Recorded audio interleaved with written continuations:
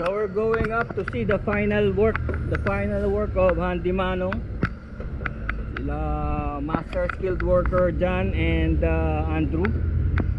So umulan ngayon pero tapos na kami. So yun ang maganda. Umulan ngayon pero tapos na kami. Talagang last blessing. So ito, hindi ko na pinababasa kanila yung mga natirang gamit kasi gagamitin ko yan dito pang repair nung garage roof. Kasi yung garage roof marami na rin butas. At least nakita ko kung paano gumawa yung mga experts natin. So ito, baklas to, baklas. Tapos kinabit yung C-Parlin.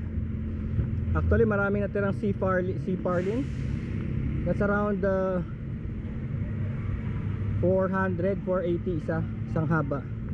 So maraming paggagamitan yan dito. Ito yung ayusin ko pa, itong area na to, maraming butas. Pero ito yung finished product nila dyan. Ito yung finished product. Oh, ayan oh. So ang roof nya is ito, ginanyan pa, no? Nilagyan pa niya ng magandang ganun. So ang roof nya ay bago, double wall, pati ito. Tapos back to back ang pintura niyan. And akit tayo So naka-tack screw siya. Okay. So ganito ang services natin. Pag tinayo nyo sa gilid silip tayo. Ito yung C-Parlin pati yung trussing niya. So yung C-Parlin trussing, kita naman natin sa mga initial videos natin. Ayan. So ito yun. Ito yung center na pinabend ko. So yan, nilalagyan pala ng couplers na ganyan.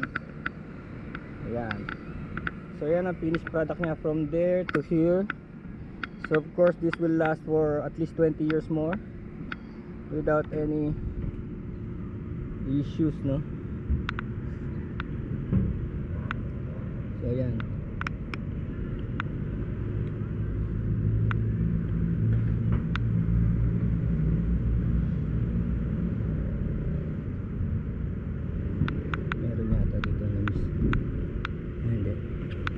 Problema kasi dito mayroong puno ng bayabas. So yung bayabas constantly naglalagay ng mga dahon.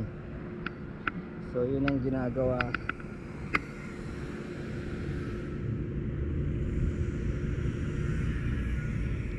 So that's it, that's the work. That's the Handy Manong work.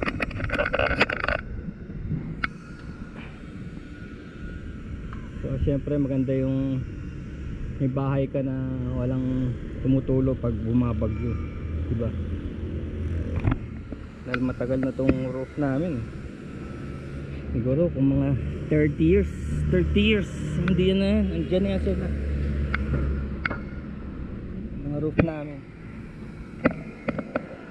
Okay, that's it man.